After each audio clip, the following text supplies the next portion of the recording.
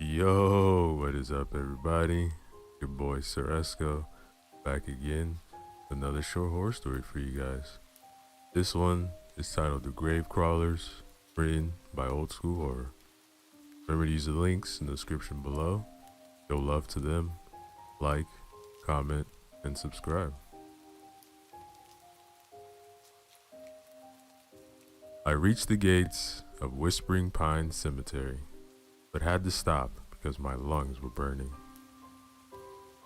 The hot air outside made my life considerably harder as it dried my mouth and throat mercilessly. My pursuers were not far away, so I had a choice to make. Time was of the essence. I could either continue running or jump the fence to the realm of the dead.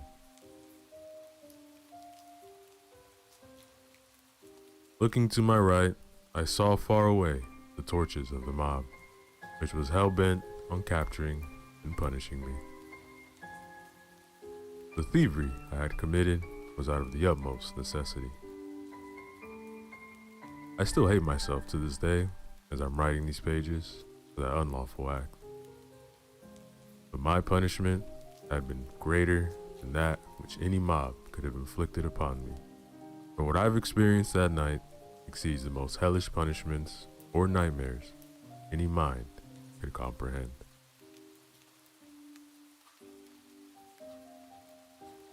With aching muscles, I struggled to climb the fence. The mob was closing in. I heard their furious shouts. I jumped down on the other side, then hid behind a large gravestone several yards away.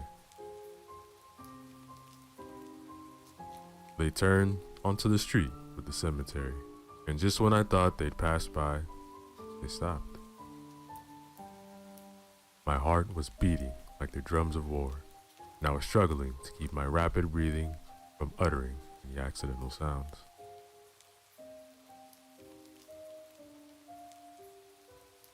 They were arguing outside the fence. Their voices were full of venom, rage.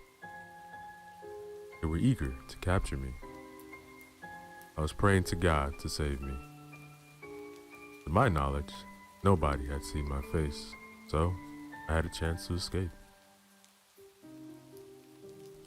I thought if I could just survive the night without being caught, I could go back to my family. The money I've stolen, I could then help find treatment for my dear daughter, who was in dire need of it.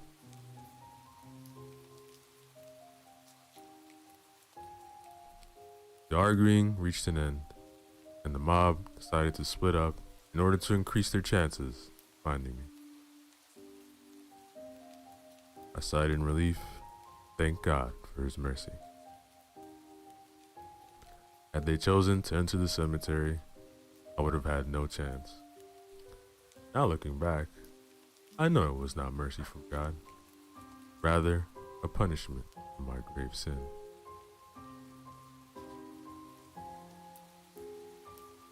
I waited until the raging mass of people dispersed and tried to figure out my next steps. One thing was certain, I could not leave this place. Not soon, that is. I was trapped in that garden of the dead with only ghosts for company. Or so I thought.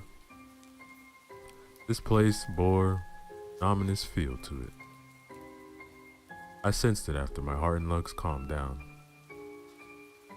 The smell of dried grass and dust accentuated the thirst I was feeling.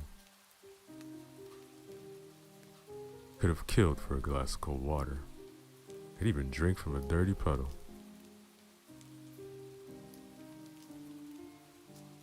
The smell of coming rain began drifting on the wind. This was welcome at first, as the cooling air brought a much-needed relief. The prospect of rain was alarming. I looked to the sky through the pine branches and saw the moon fade behind the amassing clouds, then turned my gaze to the dark shape which was looming in the distance like an everlasting curse. It was the house of the former caretaker and mortician Mortimer Blackwell. He had died before my birth, but his infamy has spread all across New England. Rumors say he had experimented with dark magic, and he had committed unspeakable evils in that very house. Nobody had the courage to go inside that edifice of conjuring and death. His entire family had perished in the mysterious circumstances after his death. So did subsequent buyers of the house. And after nobody was willing to buy it anymore, it stood derelict. Whatever was hiding inside was watching over the cemetery.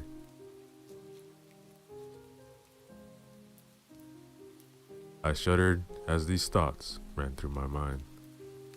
Then thunder rumbled nearby.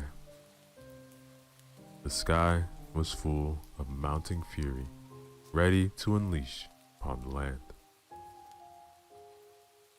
I had to find shelter. There was no other option but the accursed house. Outside, members of the mob still walking about relentlessly. I had a feeling that they tried to avoid this place. I mean, no sane soul in Harper's Ridge would enter it after nightfall. The awful history of the Blackwell house was keeping people out. Yet, I was inside Whispering Pines, forced to enter the dreaded ruin. So, I gathered my courage and headed toward the Blackwell house, which was several hundred yards away, the gate. I kept convincing myself that if I only stay on the porch outside, everything will be fine. I thought it would be a miserable night. The temperature outside dropped, but being the end of summer, I could survive that. There was nothing which could have prepared me for the things I was about to experience.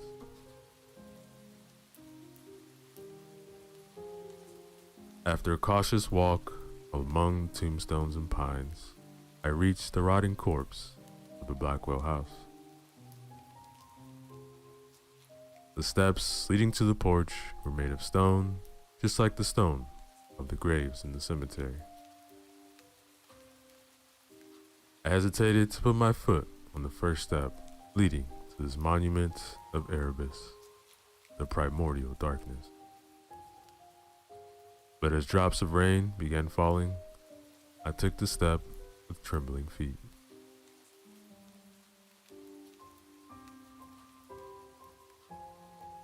I went to the porch, which used to be covered, but the shingles and woodwork lay in pieces on the mossy stone below my feet. Maybe I will stay in the rain, I thought. The prospect of going inside became ever more frightening. I looked toward the front door, but I saw only darkness. The clouds above blocked almost all moonlight. Fortunately, I remembered I had a few matches in my pocket. As I was fumbling for them, I heard a branch snap from down between the graves. I stopped, listened. Then came something similar to an owl's hoot, but it was sickly. A sound I did not recognize. It was deep and distorted. I turned, but saw nothing. Then another strange hoot sounded, this time from another direction. This one was slightly different, but still definitely not made by an owl, nor any other nocturnal bird.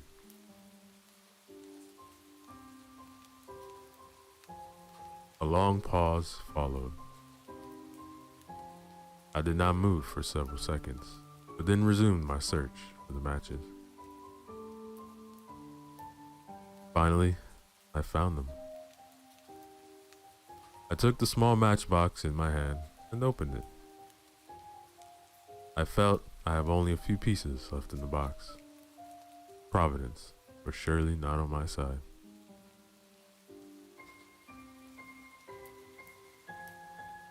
I lit one, then I recoiled in horror. A few yards away, between the graves, I saw a figure move. A gasp escaped my mouth as I tried not to scream with fright. It was only a fleeting moment, but I undoubtedly saw a humanoid shape crawling on all fours, then disappearing in the shrubbery.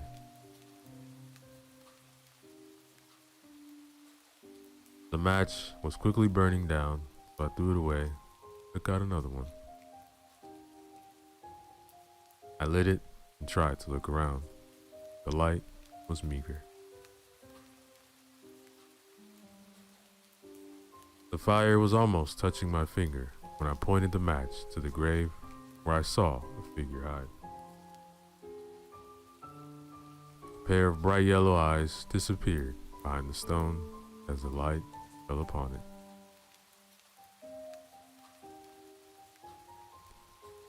Something was lurking between the graves.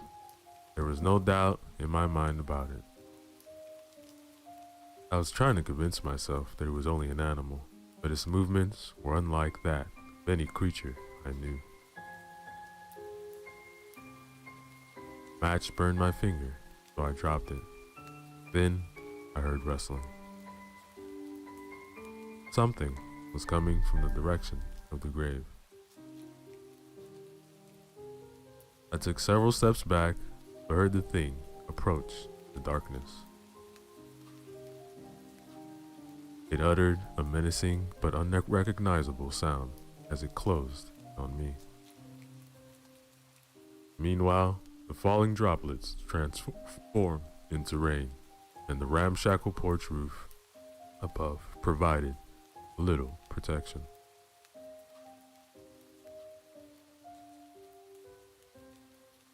I dreaded the thought of entering the accursed house, but I dreaded more the creature a few steps in front of me.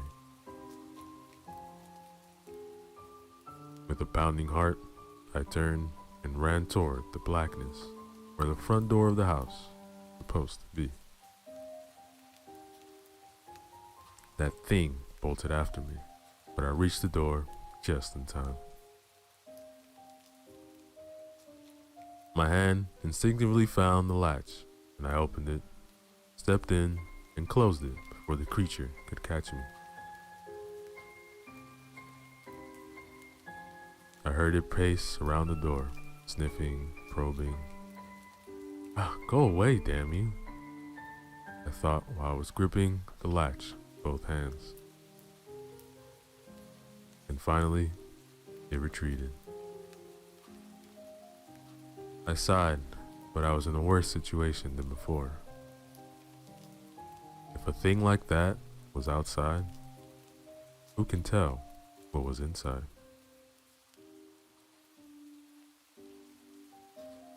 The smells drifting in the house were the most unnerving and peculiar. I felt as if I stepped inside a crypt, not the ruins of a house. Smell of rats and mold blended with the miasma of the grave, of unearthed bodies left to rot. Everything there reeked of desecration and unholiness. If there was a God, I think he was staying far away from this place.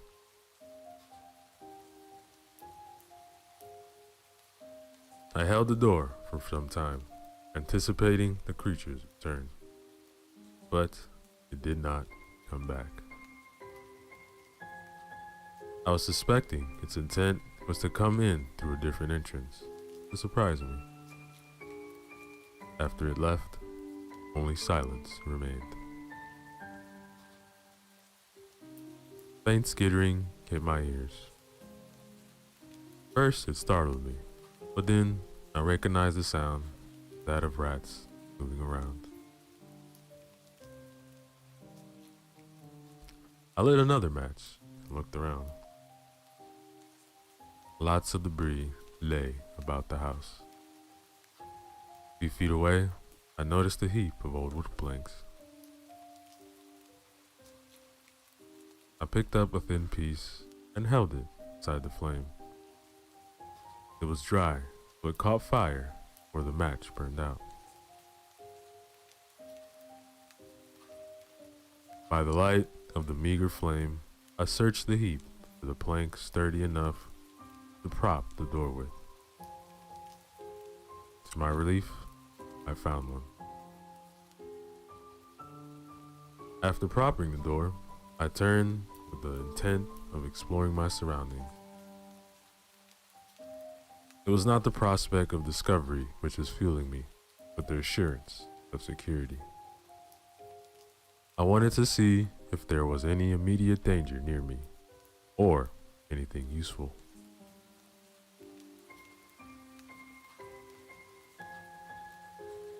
It was clear to me that surviving the night was exceptionally more difficult than I had imagined previously. At least I was sure the mob was not coming after me there. As I walked into the living room, I heard and felt the floorboards creak painfully under my weight. A thick layer of cobwebs and dust covered everything. Rat droppings everywhere. I noticed a large table in the living room, and my heart began pounding after seeing what was on it. An oil lamp enveloped in thick cobwebs lay upon top of it for who knows how long. I paced to the table, took the lamp, and in my hand, I felt right away there was still some oil in it. It was the most welcome find, just like a thirsty man finding water in the desert. Some unfortunate soul who had entered this God-forsaken place must have left it on the table a long time ago.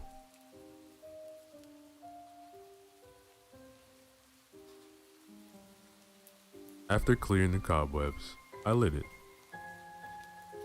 At first, the light it gave out was faint, but the flame got bigger after several seconds and illuminated the place much better.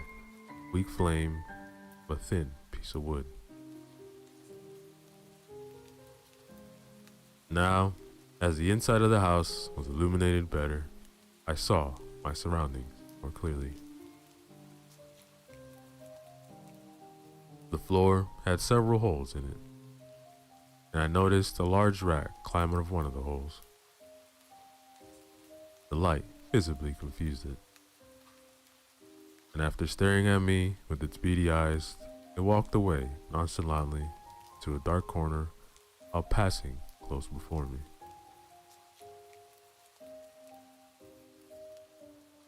I turned and followed it with my gaze. Then I looked up after I saw it no more.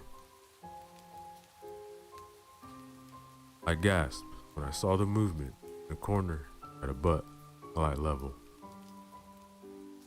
Something was moving there, or maybe my mind was playing tricks on me. Instinctively, I took a step back towards the middle of the living room. The boards below my feet squeaked, but I didn't pay much attention. My eyes were fixed upon the shifting, undulating darkness. Then, to my utmost horror, it came out of the corner and began floating toward me. There was no doubt in me anymore. A haunting presence was there with me. A dark consciousness which had somehow survived the certitude of death was approaching me. As it got closer, I saw it possessed a human shape. But it was as black as the darkest pits of hell. It had no features, only a contour, and it radiated an icy chill. I still don't understand how something could radiate coldness, but that thing certainly did. It was emanating from it, and I felt it drain all the remaining warmth from my body. Then it spoke, but it was no language I understood.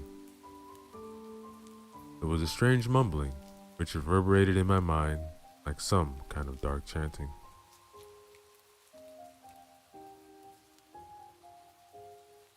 I took several steps back while my skin was crawling from the icy touch of fear. Then, on my last step, I heard a crack, and I was falling backward into the abyss. I screamed, of course, as the fall came as a surprise. I instinctively clutched the oil lamp close to my body to avoid breaking it. The last thing I wanted to do was set myself alight. I was expecting to hurt myself, but to my surprise, I felt on something regularly soft. The smell which hit me was atrocious. It was like being locked in a coffin with a rotting corpse for company. Then I looked around and saw what was below me on the basement floor. A pile of bodies in various stages of decomposition, with rats crawling all over them. I threw up right then and there, then scrambled to get up and move as far away from the horrible pile as possible. My incredible luck, the lamp was still burning. I was clutching it like a mother clutch her dear newborn child. I searched for the humanoid darkness which caused me to fall to this mass tomb, but I did not see it. The basement was littered with all kinds of waste. Close to the pile of bodies, I noticed the broken wood planks which had once been coffins. Then I heard rustling from near one of the walls. I looked towards the source in the sound and saw a large hole in the brick wall. Then I saw another few yards away. Rustling became louder. It was as if something were crawling through one of these holes. Then I remembered the strange creature which attacked me outside. I was expecting it to come through one of these holes to resume its attack, so I looked for a way to escape. I saw the remnants of a staircase, which was once leading to the floor above, but its lower part was lying in a pile below it.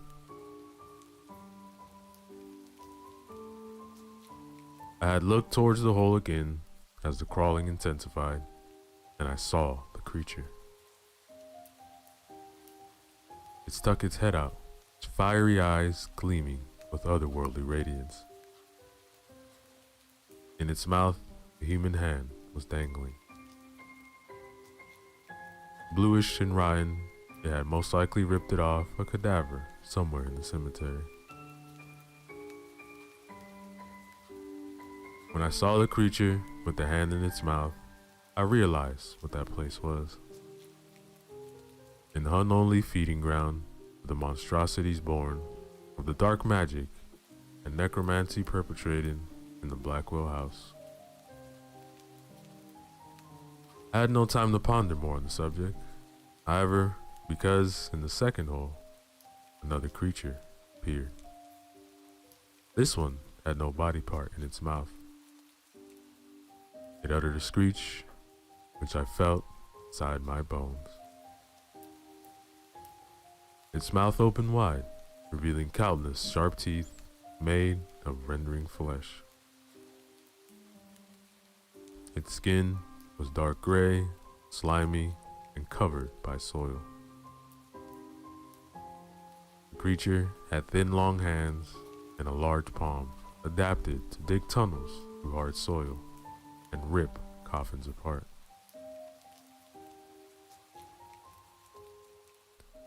My eyes darted around, searching for a way to escape. Both creatures jumped out of the holes, and the first one dropped a hand from its mouth. It fell to the floor with a soggy thud. More creatures followed the first two. That was when I genuinely thought, I will serve as food for these ghouls, just like the bodies I have fallen over. As I was retreating, I turned my head and saw a small opening on the opposite wall. It was a small basement window. I knew right away I had to try it. It was my last and only chance, but with the beast closing in, I doubted I would get out.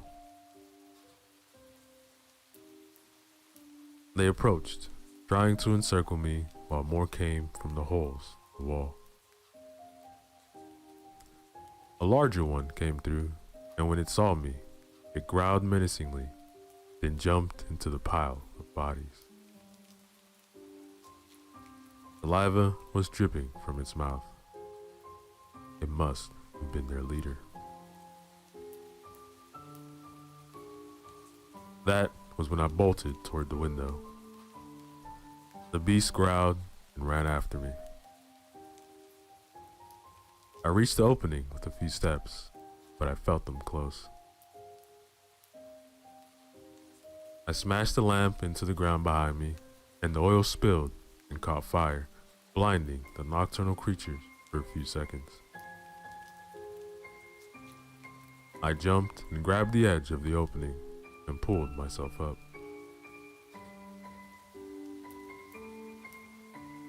Under normal circumstances, I'm not sure I would have done that feat, but panic made me strong for a few seconds.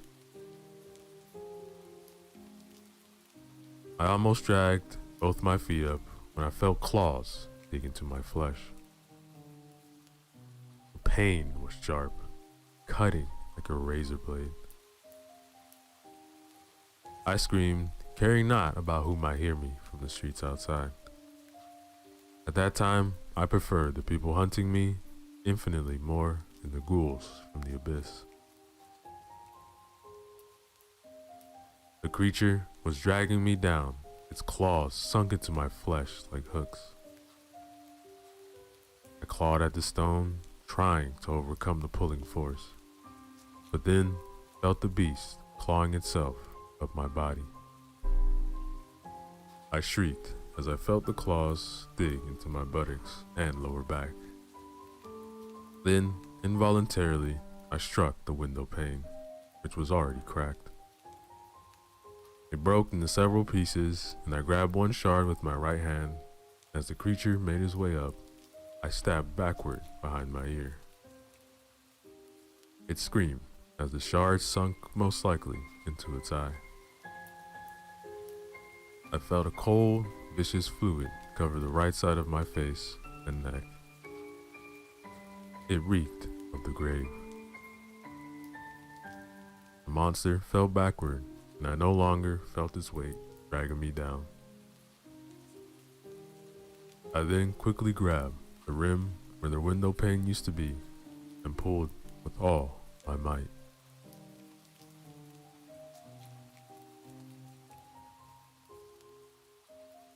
I didn't notice a shard of glass cutting deep into my palm.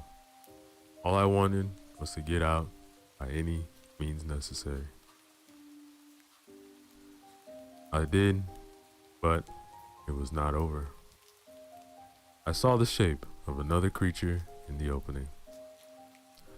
Rain fell on me mercilessly, but I did not care. It washed away the putrescent gore, which struck to me when I fell onto the pile in the foul blood of the monster I'd stabbed. In the basement, the fire caused by the broken lamp was already fading. By its dying light, I saw several hideous heads pop up behind the creature. which was already crawling outside. Having no weapons or anything which I could use to defend myself against, I ran towards the cemetery's edge. I heard them behind me as they gave chase.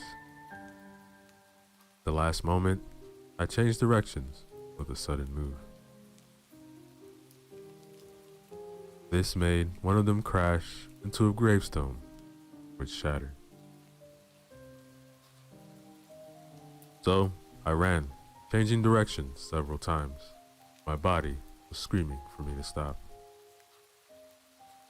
My lungs were at the end of their capacity, and my heart was bursting out of my chest. Fortunately, I reached the fence. I jumped on it, and in a few moves, I was already on the other side. There was no time to be careful, so I fell on my side in a large puddle of fresh rainwater and gasped desperately for air as my chest was exploding from the effort.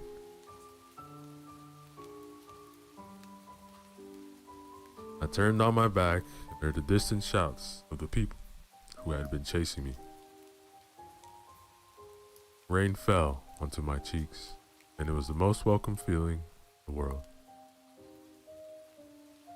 No abysmal monster jumped the fence to kill me. Members of the mob reached the place where I fell to the ground. They shouted for the others to come. But then silence came upon them. I sat up and looked between the iron bars toward the darkness of the cemetery. The men screamed in fear, abandoned all prospects of capturing me, then ran in all directions. There, the crepuscular domain of the dead, countless grotesque figures were watching with burning hatred and hunger in their long dead eyes. But whatever ancient curse that awakened them, it also forbade them to step beyond the boundary of their domain. One by one, they faded back into the shadows. They retreated to the house of death, where the frigid ghost, Mortimer Blackwell, was still watching over his children. That, ladies and gentlemen, is the end of our story.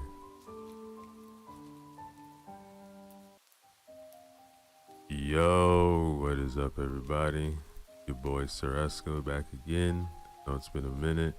Hopefully y'all been keeping well. Got another horror story for you guys. This one is titled The Cabin, written by MS Grant. Remember to use the links in the description below. Show love to them. Like, comment, subscribe.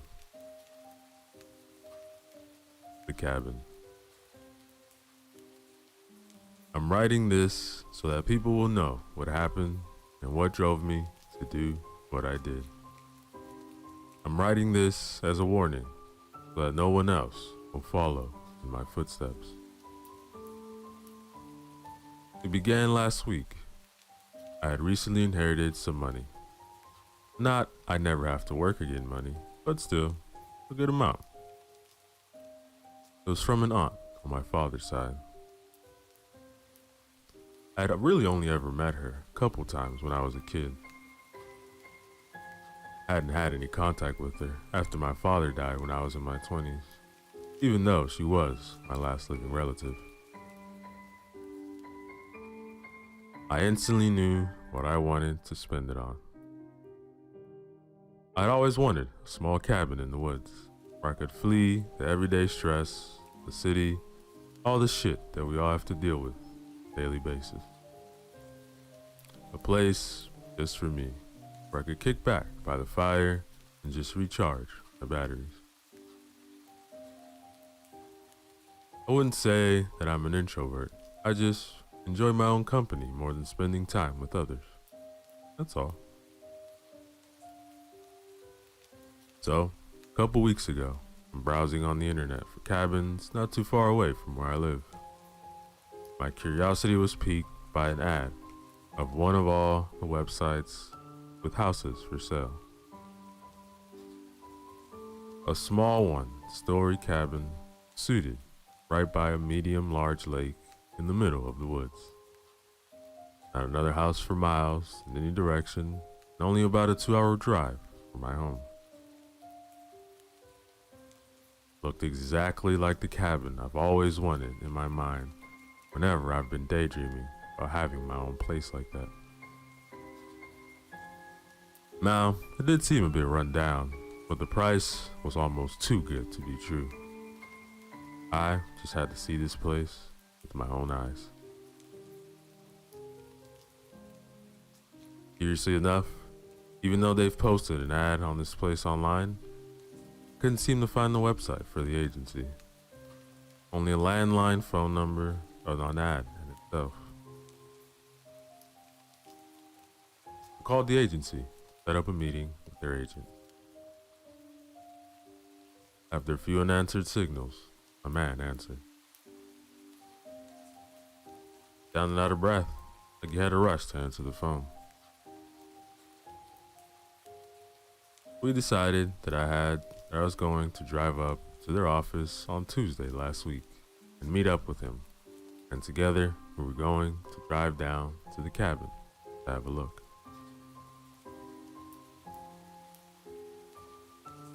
So, come Tuesday, I'm super excited all day and feeling good about this place.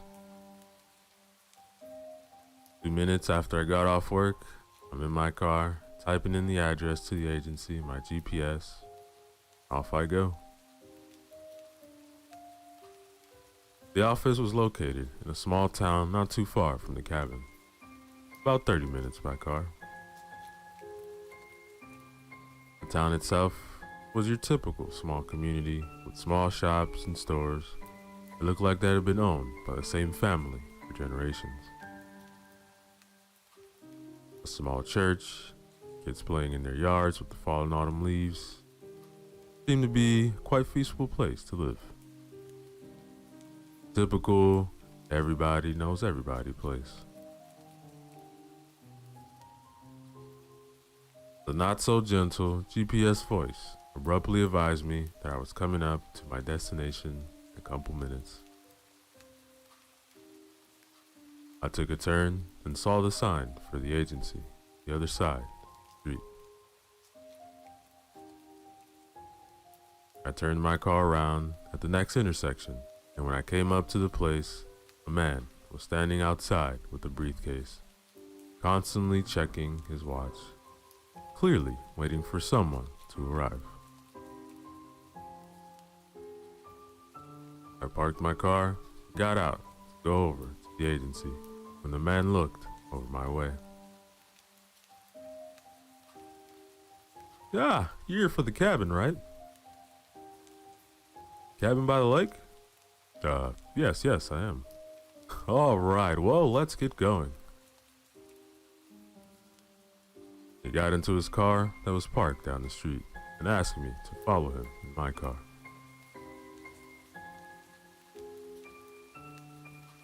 I noticed that he seemed a bit stressed, his face a bit pale, with beads of sweat on his forehead, like he was coming down with something. Anyway, we drove out the small town and was soon driving on twisting and turning small roads to the woods. The trees were exploding in autumn colors, yellow, orange, red. It was mesmerizing, like driving through an oil painting. After driving for about 45 minutes in this gorgeous scenery, the agent's car took a sharp turn down a small dirt road. If you didn't know it was there, you probably never would have seen it. It was overgrown with high grass and was a bumpy ride. Luckily, we only had to drive down it for about 10 minutes. Then I saw it. The cabin. It was, from what I could see, all what I hoped for and more. I couldn't wait to go inside and check it out. I was so excited.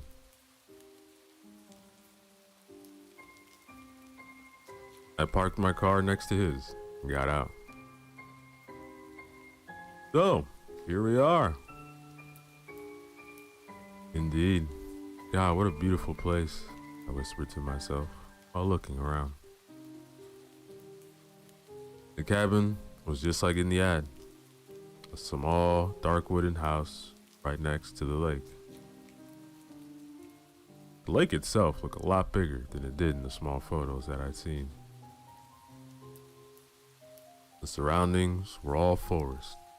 Everywhere you looked, all you saw were giant, ancient, majestic trees reaching for the skies, now full color. The ground was covered with the fallen leaves, some dancing around in circles, and the mild winds blowing. You could really smell the fall air. Soon it would be winter, and I could only imagine how beautiful this place would look, covered in snow.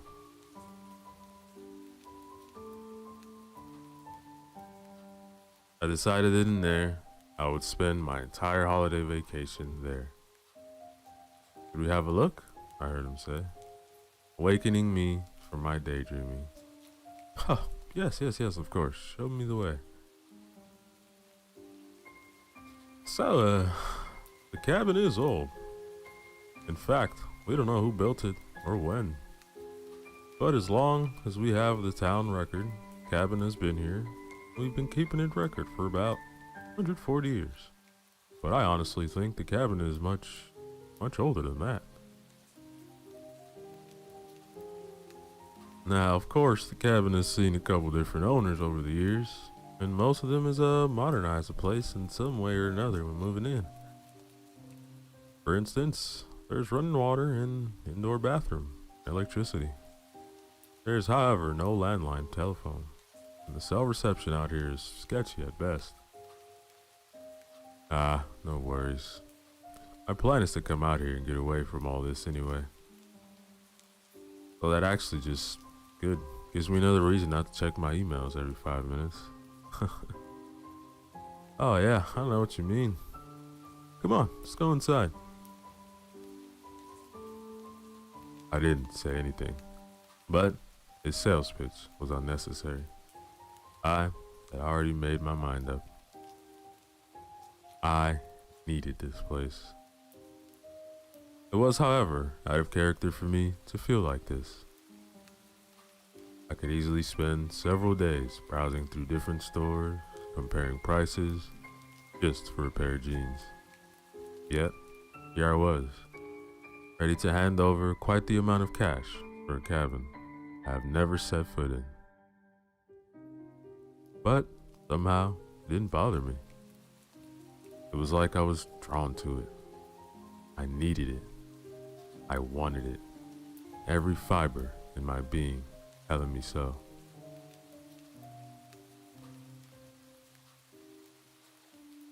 The front door opened straight into a large living room.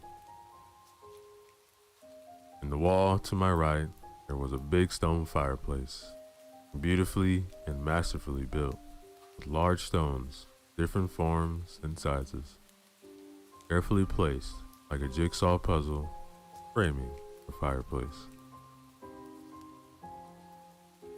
Opposite to my left was a door to the bedroom. Next to that, the door to the bathroom.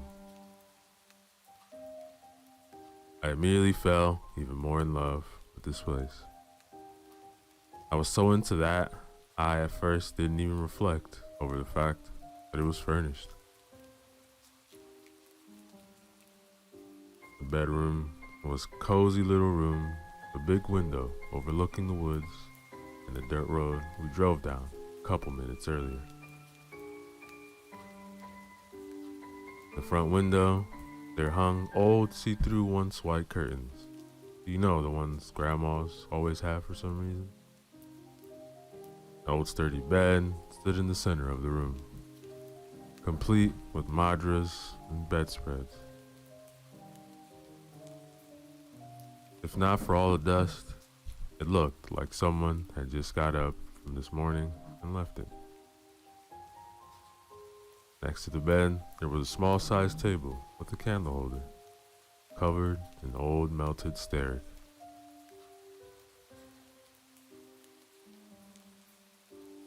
The bathroom was a small place, with just the things you needed: a shower, a toilet, and a sink.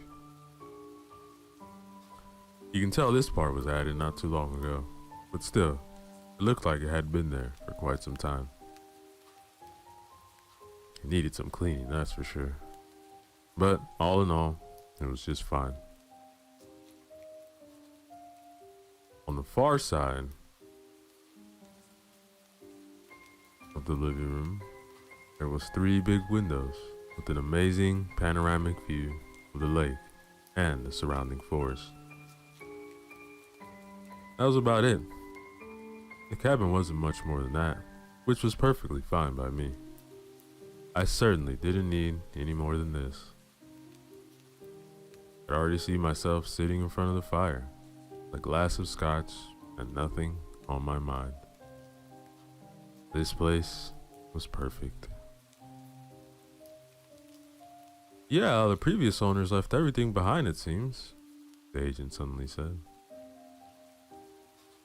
Can't for sure tell you what happened to them. I just know we got a letter from them, including the keys to the cabin, saying they had to move and that we should contact them when the place got sold to wire their money.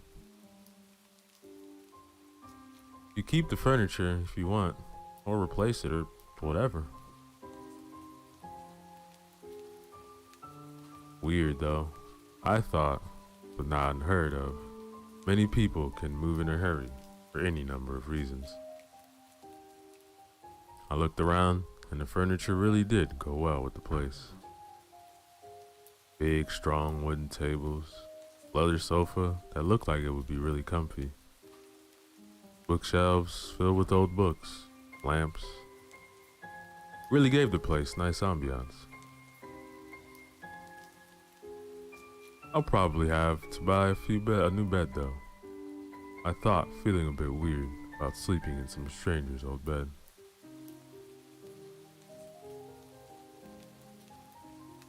I went over to the big windows to take a little look over the amazing view. The last rays of the sun gently kissing the lake and the woods. It was first then that I noticed an opening to my right, on the same side as the fireplace. It led into a small kitchen, which had all the basics. Nothing fancy, but just what you needed. There was also a back door from the kitchen leading out to the backyard, right by the lake. I opened the door and took a step out. I closed my eyes, took a deep breath of the crisp autumn air. It filled my lungs, and I could feel myself growing calm. Slowly, I opened my eyes to the view in front of me, took it all in. It was truly amazing, a little piece of paradise.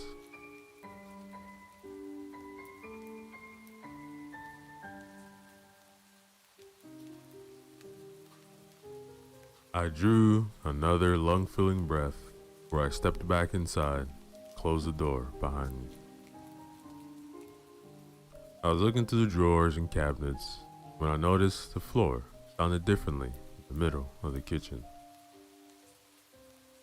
There was a small carpet there, and when I pushed it away with my foot, it revealed an old hatch underneath. Its hinges blackened by time and neglect.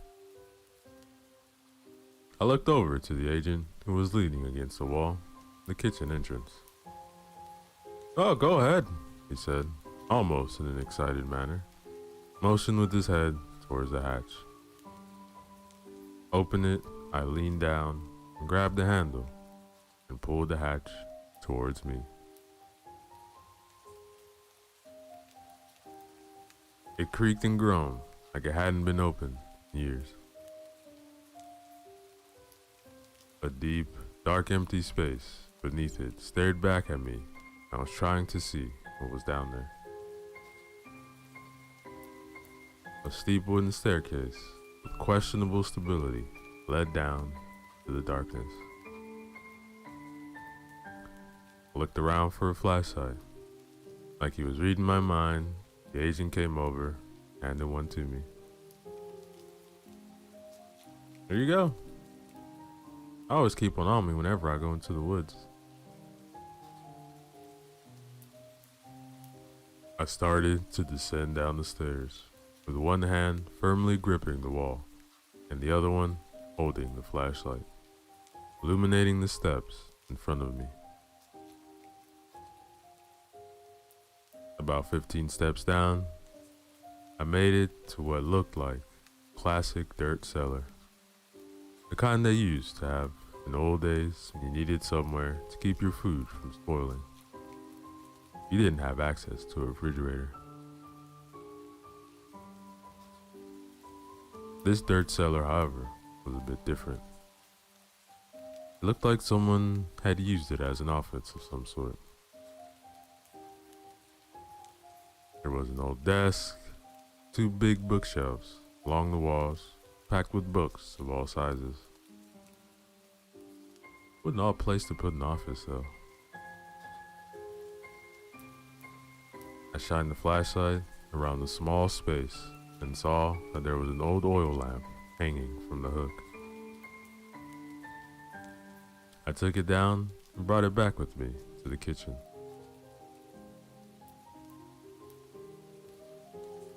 I gotta say, I really love this place. But I gotta ask, why the cheap price? Well, to be honest, we've had this place on the market for quite some time now, without any luck. I really don't know why no one else has come along sooner and swooped this beauty up, because as you've seen for yourself, it's a beautiful and well-maintained place. Yeah, if I had the money myself, it really is something. You know what? I'll take it. Where do I sign? I didn't think he could possibly smile any wider than he had done this whole time. But when I said I wanted to buy the place, I swear I thought his face would crack from how wide his smile was. Right here, he said while opening his briefcase that had been holding on to his whole time. Tossed it on the kitchen counter and opened the clasps on either side, pulled out a stack of papers. He had the contract drawn up and ready to be signed. Sign here, there, initials there, and there. He looked almost like someone who had 9 out of the 10 lottery numbers down and just wanted for that jackpot number. I put down my last initials and noticed how he was breathing heavily and started to sweat a little. All right, there you go. You're officially a cabin owner. Congratulations. Thank you very much. But what about the money? Oh, there's an account number in there somewhere. Just wire the money when you can. I trust you. Okay. Yeah, I'll do that as soon as I have access to the internet again. Perfect. Well, I've got to go. I have a long drive home and it really gets dark out here. Yeah, me as well. You mean you're not staying here tonight? Oh, no. I have work tomorrow. I need to get some stuff from home before I can stay the night here. I'll probably drive up this weekend and get settled. Oh, I see. He looked almost disappointed. Alright, well, drive safe and don't hesitate to call if you need anything. And with that, he was out the door, and within minutes, driving up the dirt road again.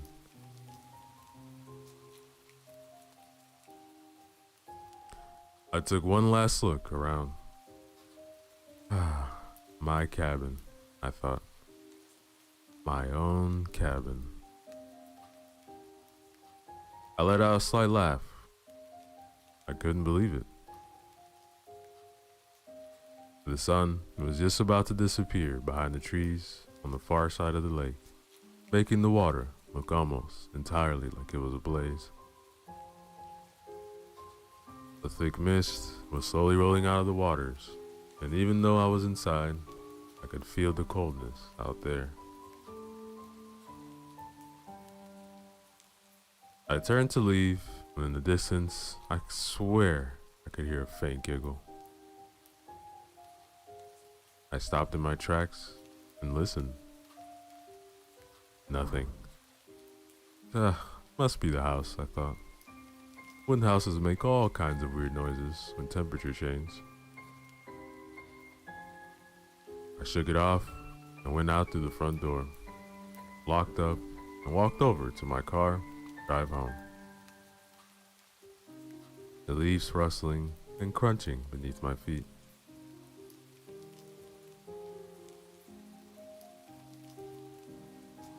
It was completely dark out by now, and I had to take it real easy to find my way out the main road again. Quietly reminding myself that I needed to look over that dirt road again and clean it up a bit. I had been driving for about 10 minutes on the main road back, twisting and turning, when I came up to the sharp right turn again. The second I came around that corner, I all of a sudden saw a person step out of the woods right in front of my car. I slammed brakes, but it was too late. The person in front of me turned their head and looked me straight in the eye. It all went so fast, but I could clearly see that it was an old lady. She was smiling ear to ear beneath the dark hood. I closed my eyes and prepared for the inevitable impact, but it never came. The car came to a screaming halt, and I slowly opened my eyes again, my heart beating like crazy. I was breathing so hard, I almost passed out before I could calm myself down. I looked all around me, but couldn't see anything or anyone outside. I loosened my seatbelt and got out of the car to see where the old lady had gone.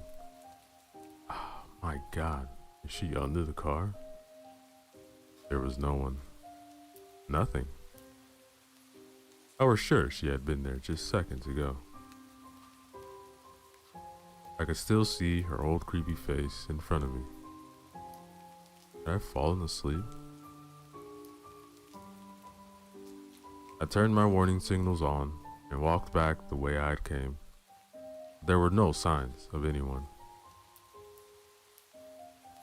I could see where the black tires on the pavement and the smell of burnt rubber mixed in with the smells of the forest.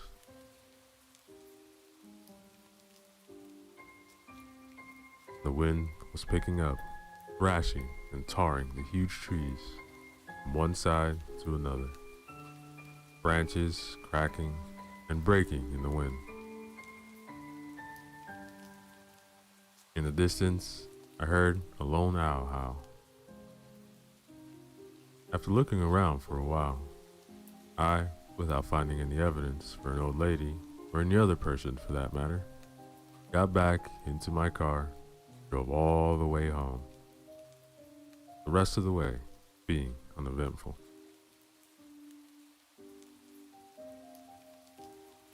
So, Wednesday and Thursday came and went. I had put the incident with my car behind me and wrote it down as stress or sleep deprivation, and was so ready to get back to my cabin, spend first of many weekends. My cabin, I thought with a smile. My bags were packed, and I already was in the car. I hadn't had time to look for a new bed yet, but figured that I would just throw some blankets over the existing one and make it through the first couple of nights like that.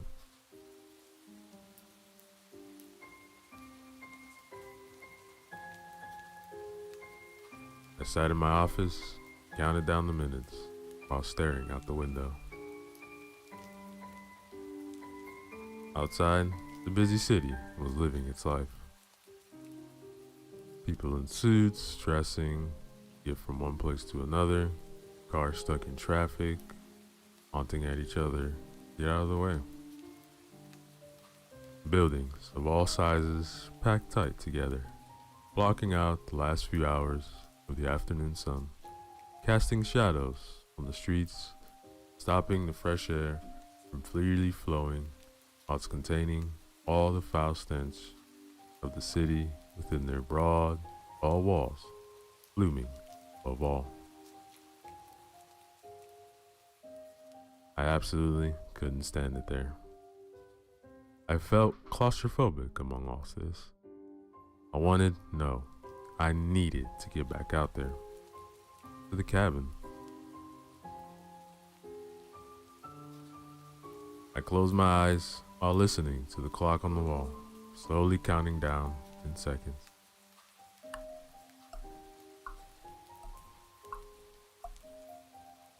In my mind, I was back by the lake, feeling my lungs once again being filled by that pure, fresh air.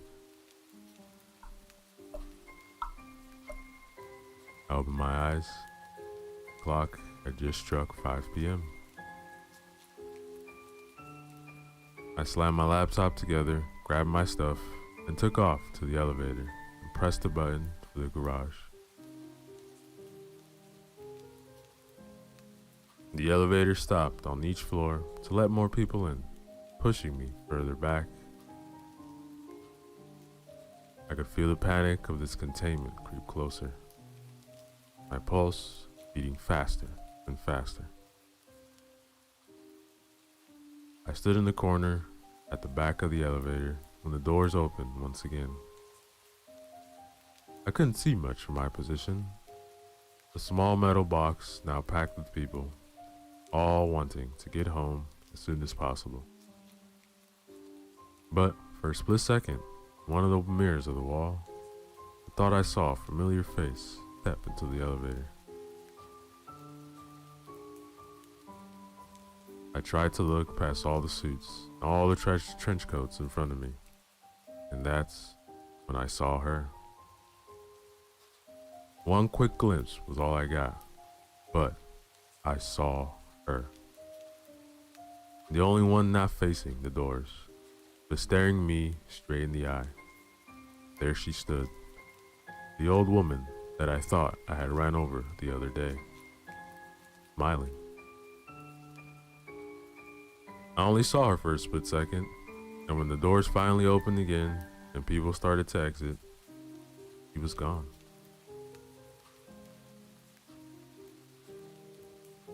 I waited for all the people in front of me to get out before I slowly started to make my way to the badly lit garage, the other side of the doors, clutching my things tight against my chest, all the while looking around to see if I could see where the old woman had gone. But just like the other day, she was nowhere to be found.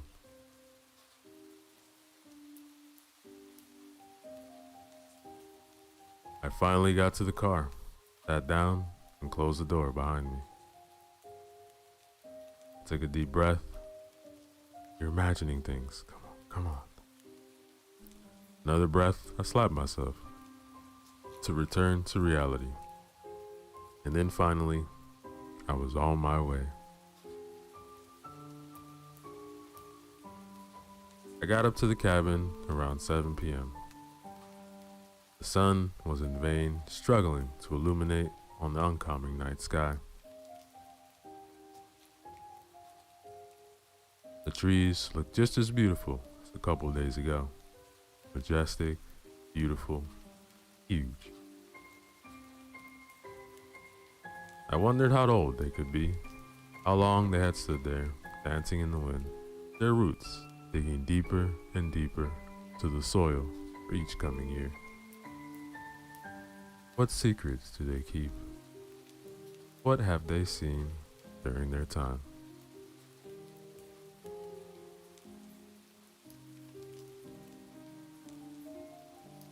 After unloading my stuff from my car, I unlocked the front door, flung it open, dropping my bags and belongings onto the couch, and immediately started to get a fire going in the big fireplace. The soothing sound of the wood starting to crackle, catch on fire, soon filled the small living room, along with the calming smell of a warm fire. I went out into the kitchen and brewed a big mug of strong black coffee. I took the mug into the living room and started to look a bit more closely on the stuff that the previous owners had left behind. There were some real nice things here. An old 50s radio, the ones that took up half the room, a typewriter, all set up to be used with an old wrinkled paper still struck into it. Some figurines, random knickknacks.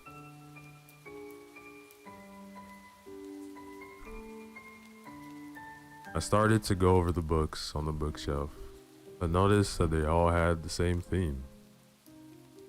They were really old books, like really old antiques, about spirituality, religions, dark magic, crystals, stuff like that. I'd never really been interested in things like that, but I got intrigued.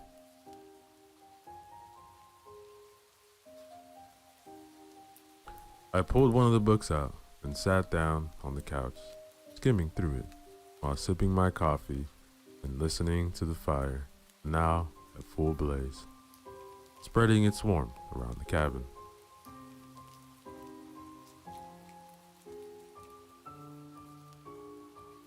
I can't understand how people still believe in this stuff, I thought to myself while flipping through the pages.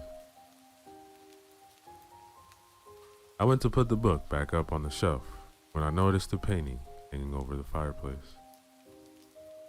How have I not noticed this before? It was a big oil painting with a thick hand carved dark wooden frame. A painting of this very cabin. It looked old, but the cabin in the painting basically looked the same as it did now. The quality of it was amazing. So much detail. All the small differences in the colors of the wood, the hundreds, if not thousands of leaves on the trees, each carefully painted. The way the sun broke through the clouds in the sky and reflected on the lake. The lady in the window.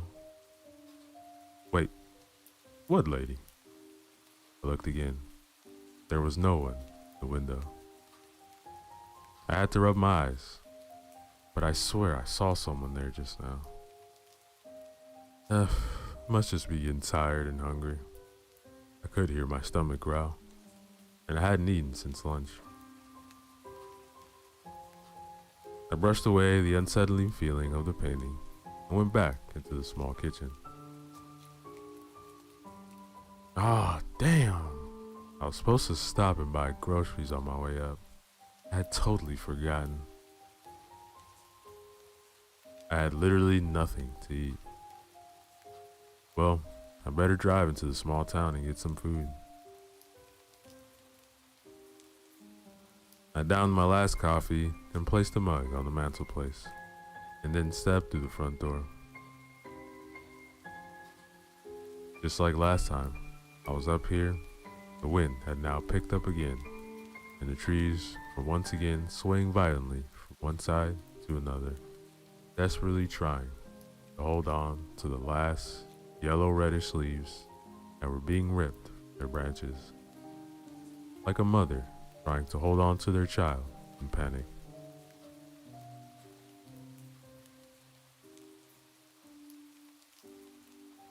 I got out to my car and started to drive away when I took a quick look in my rearview mirror and saw the exact spot that the painter must have stood while creating a painting above the fireplace.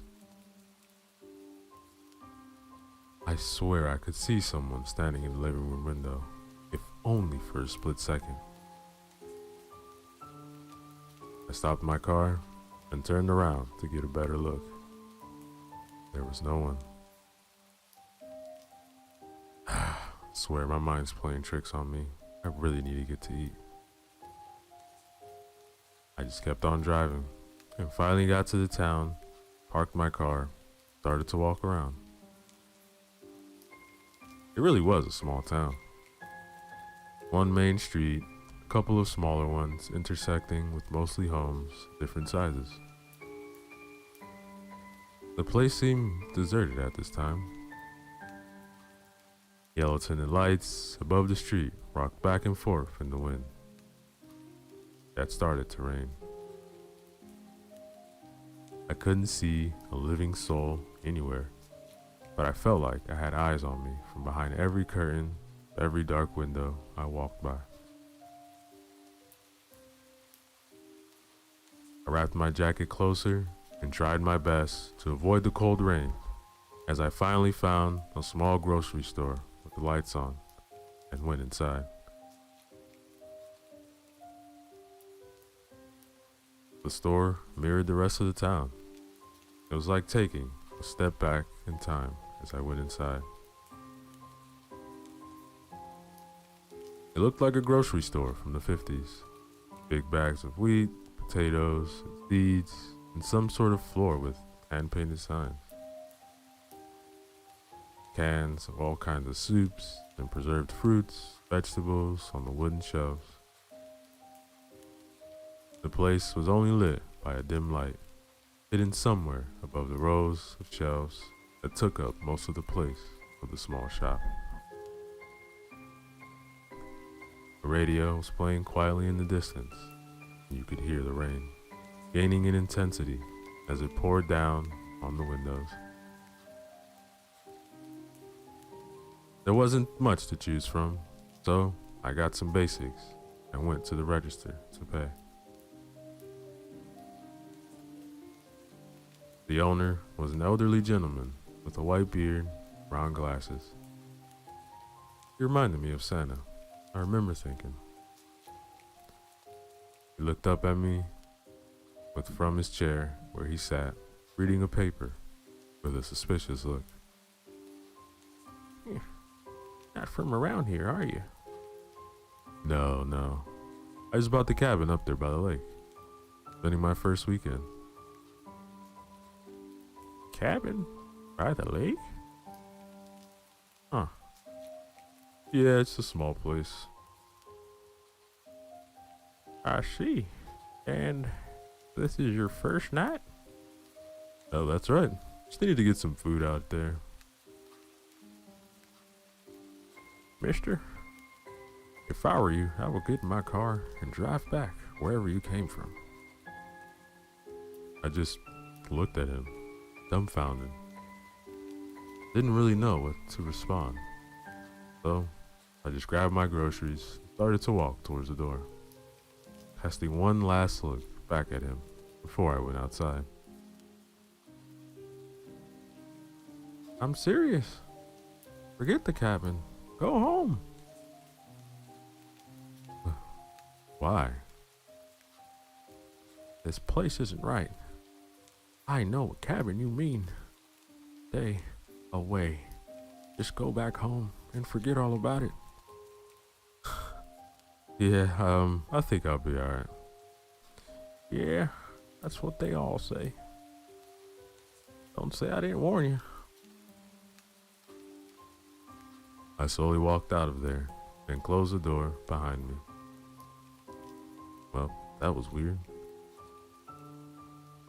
I started to walk down the street, the rain now absolutely pouring down seemingly from all directions. Hard gusts of wind making the streetlights cast their beams all over, and in turn, creating an intense show of shadows appearing and disappearing on the side of the houses all along the main street.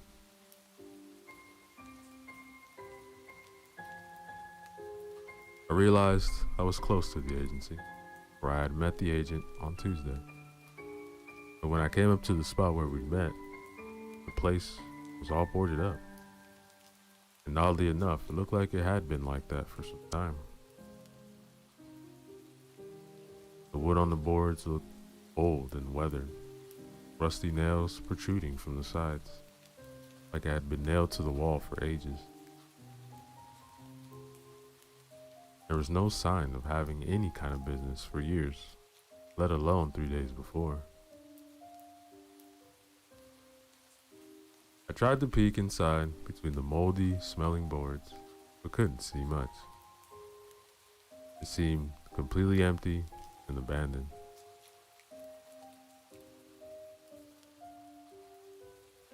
The growling sounds came from my stomach, brought me back to my senses. I hurried back to my car, realizing I was now completely drenched by the rain, freezing to the bones. Oh man, I couldn't wait to change into some dry clothes and sit down right in front of that warm fire back at the cabin.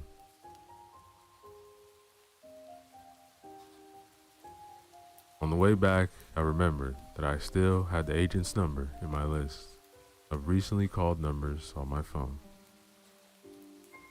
He did say I could call if I had any questions. So I called him up to check what had happened to their office. But as soon as I hit dial, I got the familiar tone that a number had been disconnected. That's odd. I'll just try him again tomorrow.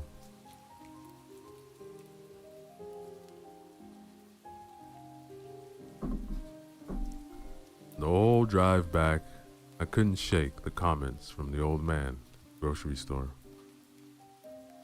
He really sounded like he meant what he said. He sounded almost scared for my well-being, like he knew something I didn't. Should I go back and talk to him? And what did he mean by, that's what they all say? Ooh. So, I decided I would speak with him next time I go into town. As far as I was hungry, wet, and tired, I am not going to turn this car around now.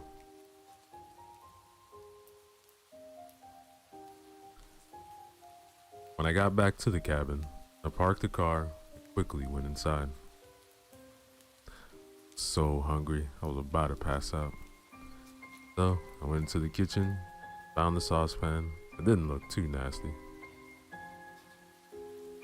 Cleaned it up as good as I could, started to fry some eggs and bacon.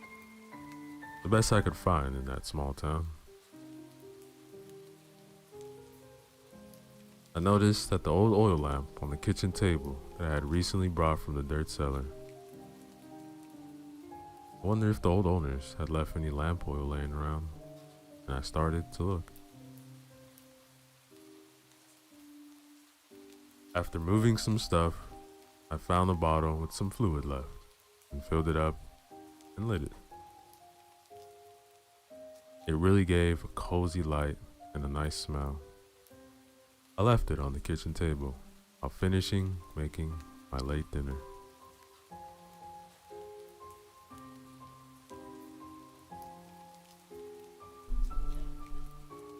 I sat down to eat while looking out into the darkness that had settled over the lake.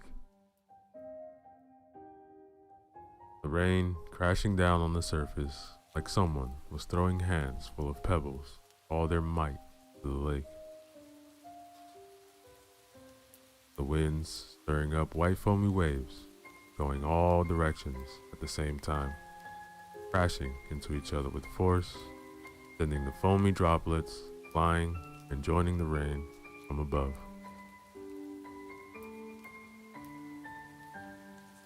The cabin was moaning and creaking in the wind, and the rain was hitting the window so hard I almost started to worry it could break the thin glass panes by the sheer impact.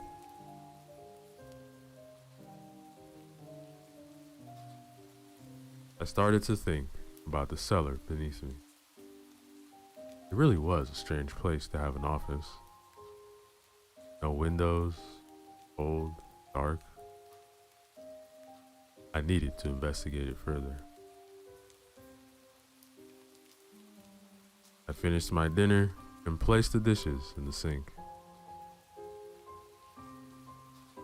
Before I checked out the cellar, I had put some more wood on the fire.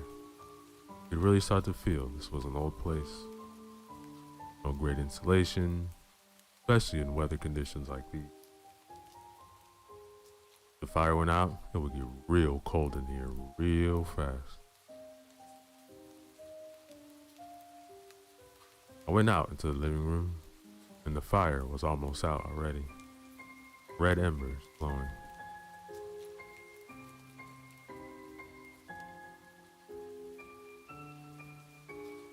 It was dark. In the window by the front door, the same window that you could see the painting over, was an old ugly lamp with a dark orange lampshade. I went over and turned it on. It flicked a bit, but it lit up after a while. It didn't do much to illuminate the room though. It seemed its light only reached as far as the window and back, turning that small part of the room sickeningly orange. I went over to the fireplace and found two big logs.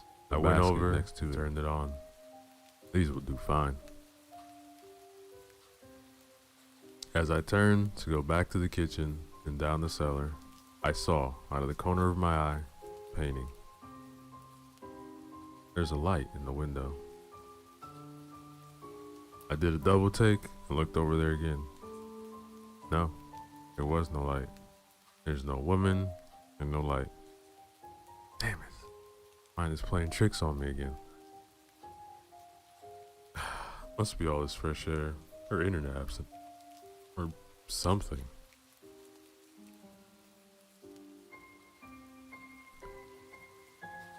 I went back into the kitchen and rolled up the carpet to reveal the hatch underneath. I grabbed the handle and pulled it open again. This time though, I didn't have the agent's flashlight to guide me. I had to take the oil lamp with me. It didn't light up anywhere near as well as a flashlight, but it was better than nothing. I got down and started to look around. The desk was an old, massive wooden desk. Oak, I think. How on earth did they get it down through that narrow hatch? The floor was basically just packed dirt. The walls were made of wood and the same kind that the rest of the cabin was. You could smell the rain from outside being soaked up by the wet ground on the other side of the walls. Two big bookshelves stood to my right, both packed with books. They were all in the same category as the books upstairs. Crystals, demons, witches, stuff like that. Some of them looked extremely old with cracked spines, all leather bound.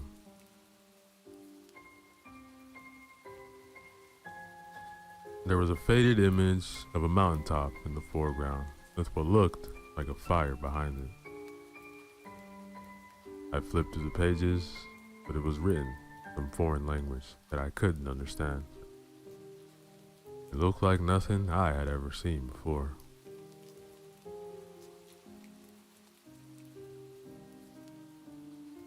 I put it back and continued to check out the inventory. I swear I thought I could see something that stood out against the old spines, tucked away in the back. I removed them and held the oil lamp to get a better look. And there in the back of the shelf was another book. But this one seemed a bit newer than the others. It had no title, no image on the front. In fact, it looked more like a diary than a book. I got intrigued. It was too dark to read down there, so I went to bring the book with me upstairs again. I turned around and towards the staircase. The second I set foot on the first step, the hatch above me slammed shut with such a force that it shook the ceiling.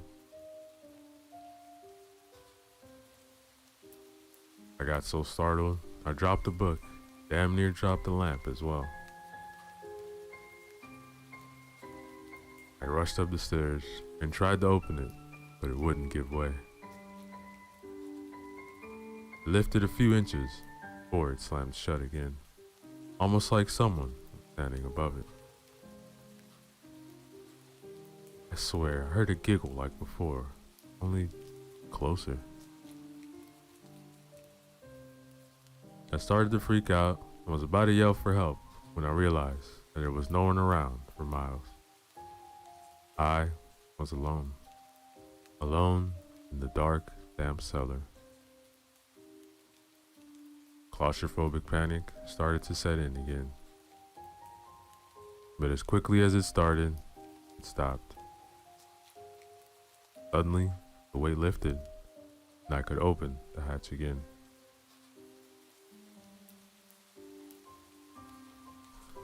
I flung it open and quickly went down to get the book back up from the floor, rushed back up the stairs again, where I just threw myself on the kitchen floor and laid there, breathing for a while, wondering what the hell just happened.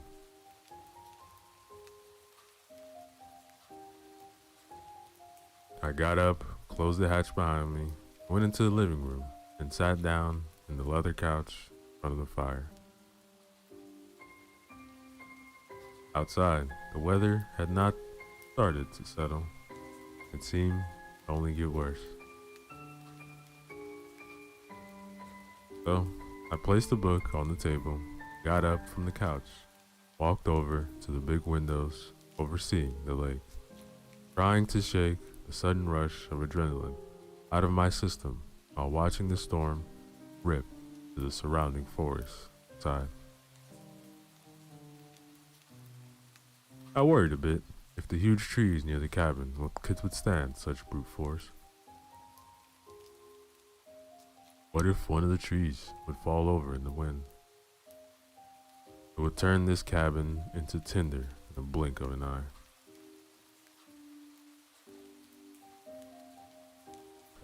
Alcohol. I need alcohol, and thought and remembered that I had packed a bottle of scotch in one of my bags. I got it out and found the glass in the kitchen.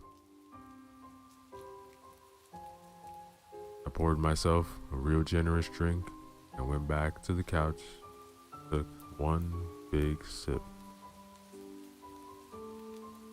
Was it all in my head? Was I imagining? Was I freaking myself out with all these incidents? The old lady, the painting, the agency being boarded up, the man from the grocery store in his warning, the hatch, all these weird books. I took another sip, then turned to the diary. I opened it up and read the first of the sentences.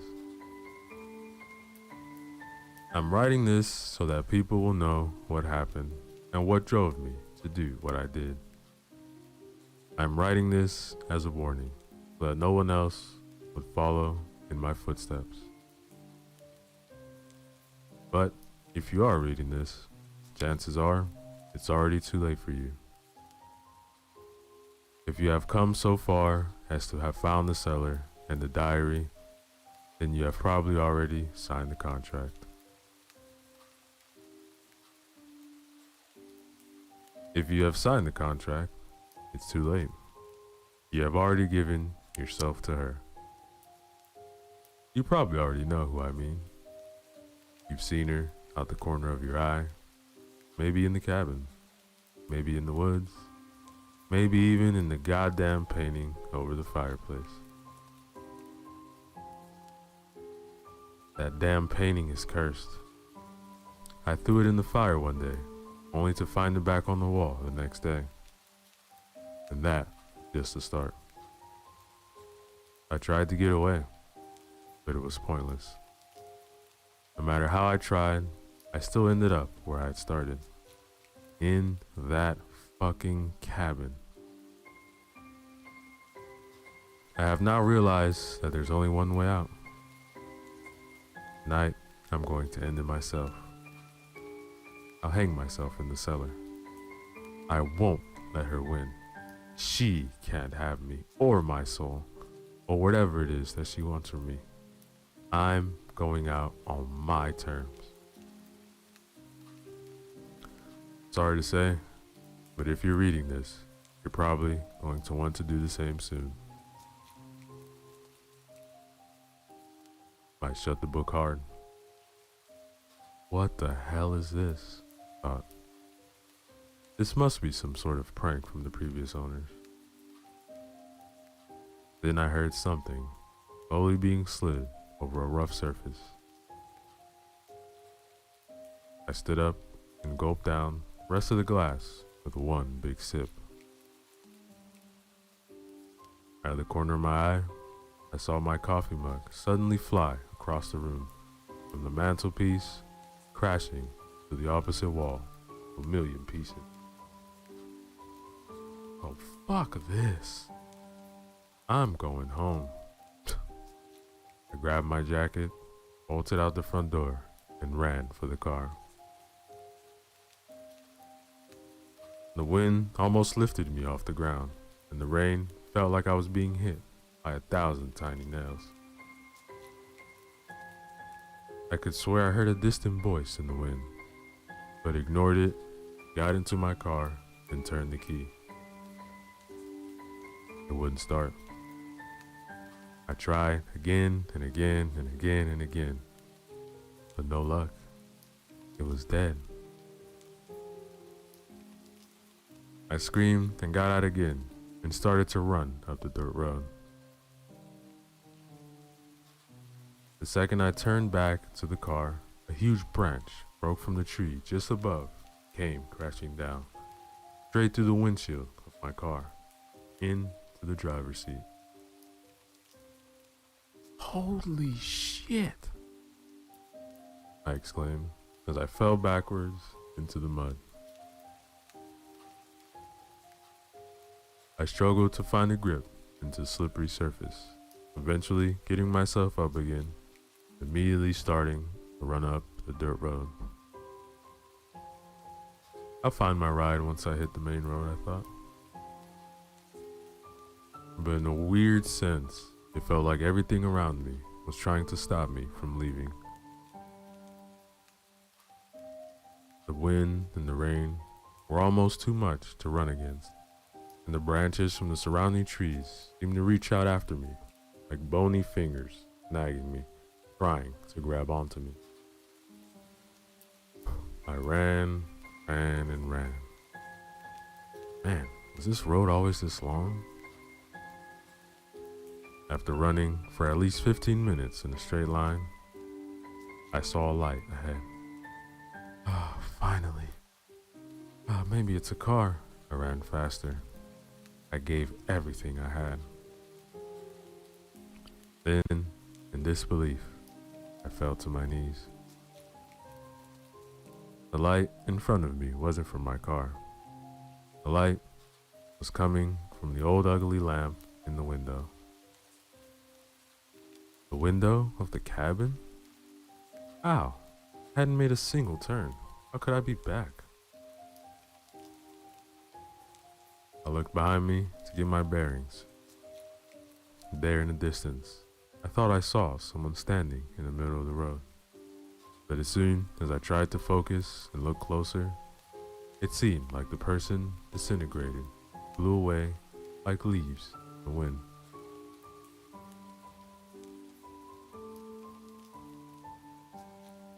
I got up and ran back to the cabin. I went back in and locked the door fell to the floor, panting, trying to wipe the mud and rain out of my face. Alright, need a plan. Need to get out of here. What the hell is this place? Mind was racing. My thoughts were then interrupted by the painting, all of a sudden falling to the floor with a loud crash. I got up and slowly went to pick it up, but dropped it as soon as I looked at it. There, in the painting, was a woman standing outside the cabin, right outside the front door, clear as day. I stumbled back and fell down on the couch. I slowly turned my head towards the front door and saw the handle slowly turn. I flew up to make sure the door was locked and slowly backed away again. The door suddenly stopped moving. It was immediately replaced with the sound of an old typewriter behind me, typing. I turned my head and, to my disbelief, watched as the letters were being pressed down, one, by some invisible force. I slowly made my way over there and looked down on the paper. You are mine. You are mine. You are mine. Over and over. I couldn't believe what I was seeing and glanced over to the kitchen. The back door, I thought. I had to make another try to get out of here.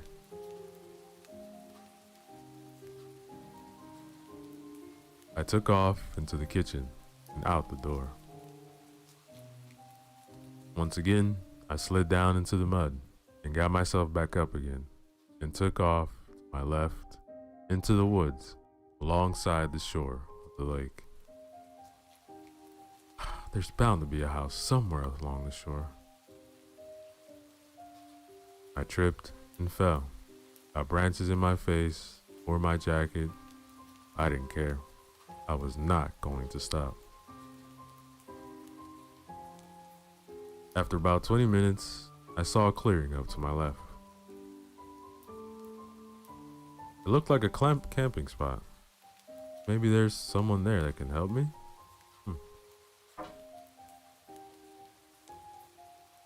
I tried to move as quiet and quick as I could while doing my best to keep the rain out of my face.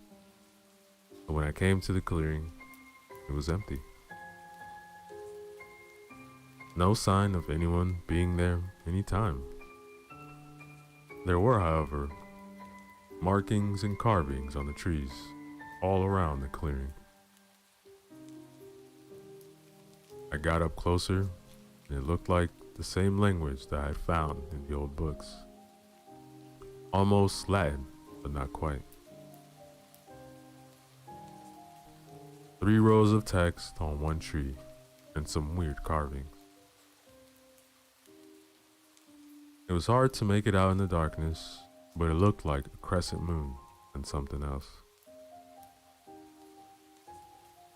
In the middle of the clearing, there was a big stone circle on the ground, twigs bound together, resting on the trees.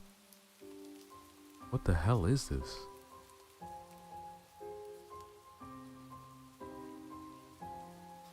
I went back down to the shore and moved on in the same direction that I had been going before. More than once, tripping over fallen branches and stones, almost falling to the damn lake itself. I looked back out over the water, and I could still clearly see the cabin way back there. It looked perfectly peaceful from here, but I knew better by now. I turned my head to move on and got the wind completely knocked out of me. There, right in front of me, it stood. The goddamn cabin. I looked back behind me again, and a mist lay over the lake, blocking the view. Other than that, nothing but woods. All I saw was the fucking cabin behind me. And now, here it is. As if I had run full circle around the lake and come up to it from the right hand side. I could feel my sanity go. Honestly, I think I'm losing it. But shit like this can't be real. I must have crashed my car on the way up there, ended up in a coma or something. This has to all be a dream. Yes, that's it. This is a dream. This is not happening. Reality does not work this way. I didn't know if this was in fact what was happening, but somewhere, somehow, gave me some small moment of relief. The thought of this might all be some kind of messed up dream. After all, what was more likely, more probable? That I somehow ended up what I only could describe as a haunted cabin? Or was this really just all in my head? Occam's razor and all that? The simplest solution is almost always correct. Almost always.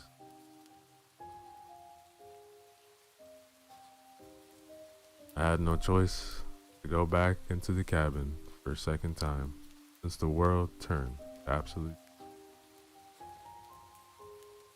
I was so cold. My teeth hammering against each other like a jackhammer trying to reach the center of the earth.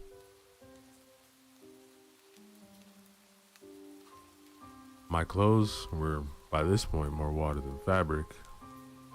I got back in though, through the kitchen door, closed it behind me. Carefully looked around. No one in the kitchen, the hatch was closed, empty in the living room, bathroom, bedroom. The painting looked normal again. Front door, still locked. The typewriter was still...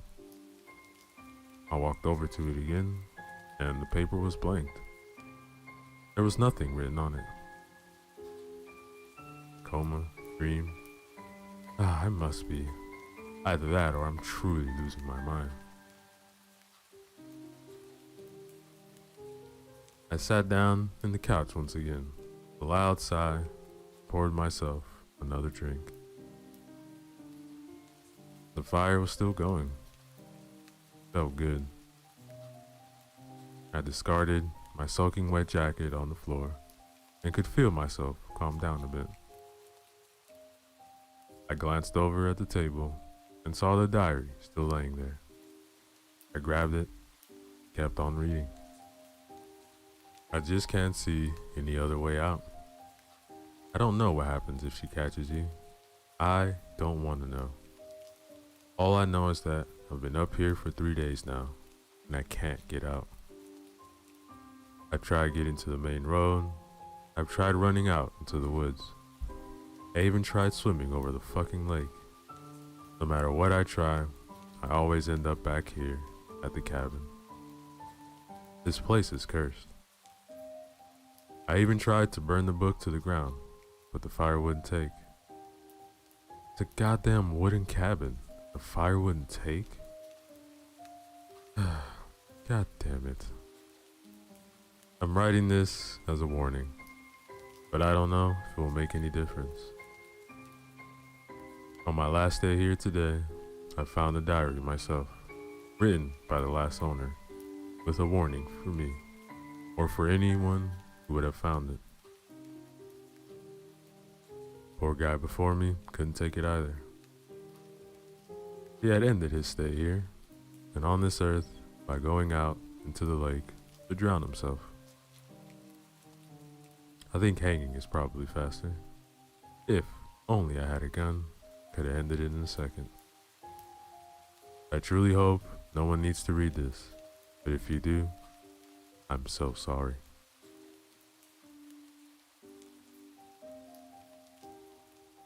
I laid the book down and stared into the fire. If this really is a dream, a coma, maybe I need to die here to wake up in the hospital.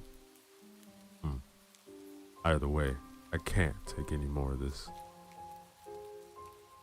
The panic slowly starting to return. I could feel tears rolling down my cheeks. I mean, it's not like I would be missed.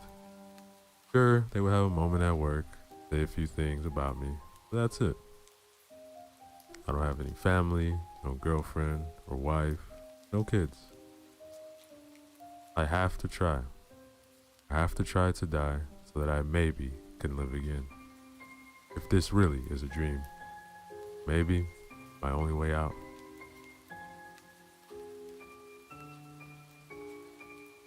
As soon as I had made up my mind, the old radio started to crackle. The dial lit up in a sickeningly yellow light. The needle on the dial slowly moving back and forth through the frequencies all by itself. A voice in the distance behind the static. "Oh, you are mine. You have signed the contract. You will not befriend me of what I own. You belong to me."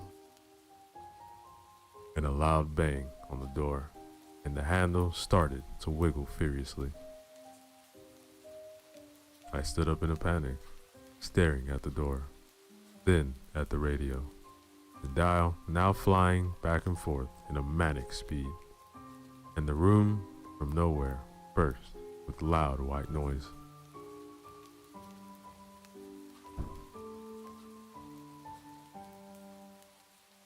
I ran into the kitchen, grabbed the oil lamp, opened the hatch, and went down. I tried to barricade it so that you couldn't open it from the other side. All I found was some rope. I tied it to the hatch and secured it to the staircase, went down. Started to look around. I didn't know for what, but I glanced back up at the rope. Was it enough? I stopped and looked. There was a sturdy beam in the ceiling. Yes, I will follow the last guy here. But first, I went through the drawers, and after a while, found this book, this empty diary. I had to write this down. This is my warning to you, whoever you are. This is my goodbye. Maybe I'll wake up somewhere in a hospital bed with tubes coming out of me and machines all around. Maybe not. I just can't take it anymore. I have the chances. As I'm writing this, I can hear screaming from the white noise upstairs. I can hear furniture being thrown. I need to end this now, before she gets to me. I'm using the rope from the hatch, and I'm hanging myself on that beam. I hope you never have to read this, but I'm leaving the book in plain sight on the desk down there. Goodbye.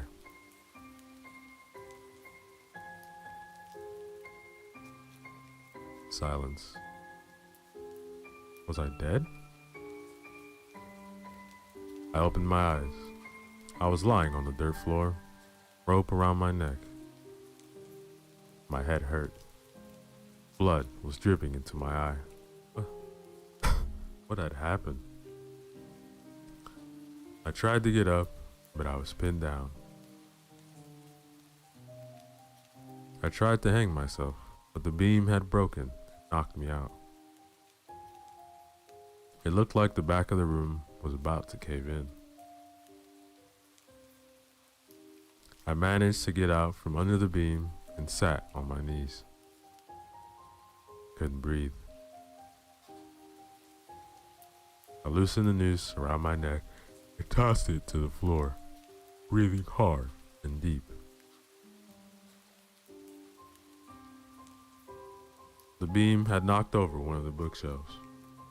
There was something behind it. What was that? A room? I managed to stand up and limp over the bookshelf, still standing up, and leaned against it. The oil lamp was still burning on the desk. I took it and moved closer to the opening. I had to push the heavy shelf to the side to be able to slide in behind it. I entered the hidden space and held up the lamp to illuminate my surroundings.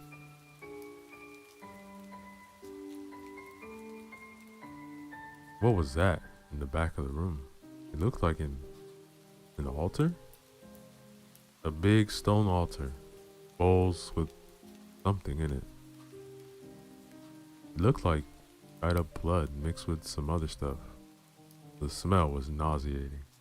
I felt like throwing up.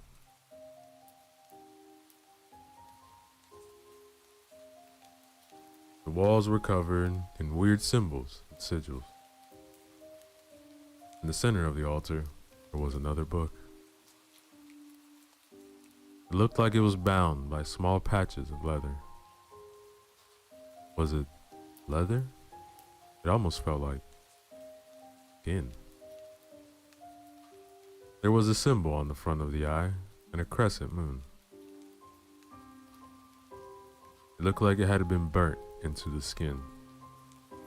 I opened the book and it too was covered in text that I couldn't read. But somehow I knew that this book was connected to all that was happening. Maybe if I destroyed it? I grabbed it and limped back out of the dirt cellar and up the staircase. There were still no sounds coming from up there. I tried to move as quiet as I could up the stairs and through the hatch. As soon as I had come up, I started to feel sick. I wanted to throw up. Everything was spinning. Suddenly, the white noise came back with a vengeance. It was deafening. It was like it was in my head.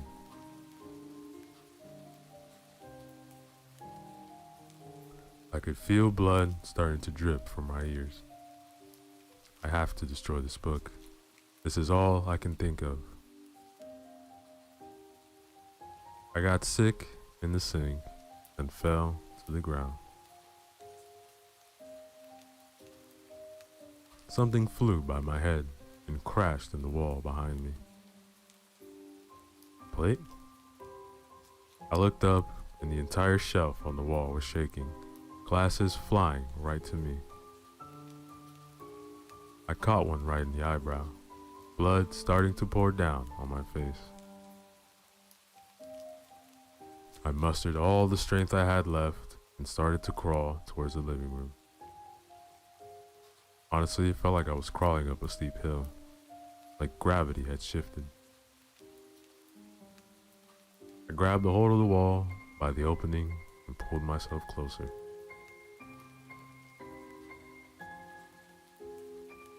The fireplace. I have to throw the book in the fire. I have to. I managed to get to the living room, but I had no strength left. I could barely even breathe. I threw myself on the floor. I had a narrow angle to the fireplace, and I saw the painting above it. It had changed again. The forest was burning. The lake looked like it was boiling lava. In the window of the painting she stood. I could see her clearly now. Her old, wrinkly face. Her eyes. Oh my God, her eyes. Pure white. It felt like she was staring into my soul. I turned my head and looked over to the actual window. There she stood. She slowly turned her head towards me. This was it. I had one chance, or I would be hers to do as she pleased. I aimed, still lying down with the very last of my strength, threw the book towards the fire. Time seemed to slow down. It seemed like everything was happening in full motion. In the blink of an eye, she was over me, hovering in horizontal position, her eyes just inches from mine. She smelled like death and carnage. Her dark, wet, greasy hair covering my face, her ice-cold hand firmly gripping my wrist. I could feel her long, yellow nails bury themselves into my skin. I could feel myself dying from the inside when the corner of my eye, I saw the book disappear into the flames. An ear-piercing screech followed. It felt like the whole cabin imploded. A bright white light, and then nothing.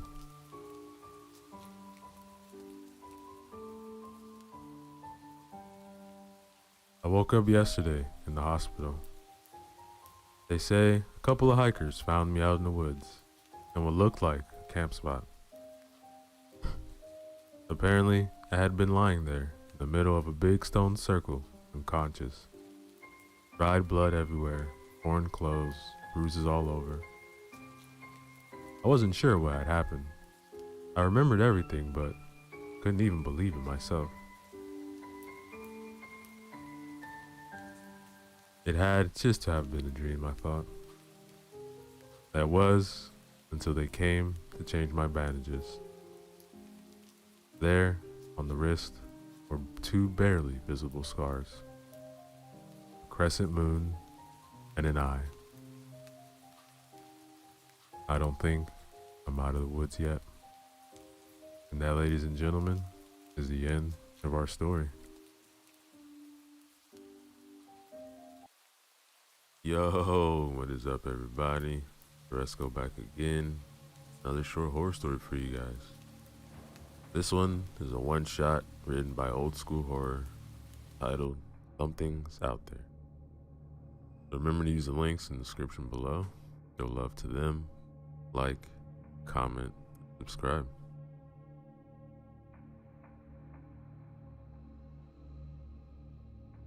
Dark roads lead to dark places. These were the words which went through Jake Harris's mind as he was driving on the lonely country road. He was coming from a dark place, a place which was not physical. It was in his past, and no matter how fast he was driving, he couldn't get out of it. Guilt is a dangerous feeling. It was eating him for years, so he was driving away from the big city. He needed some time on his own. The state of Wisconsin proved to be an excellent choice for him. Jake's late parents had a cabin somewhere north in the woods. He was headed in that direction in order to escape for a few days.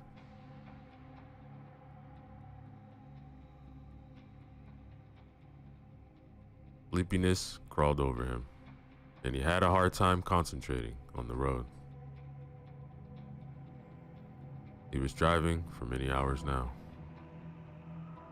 But driving was also a thing which he loved. Long roads were his favorite.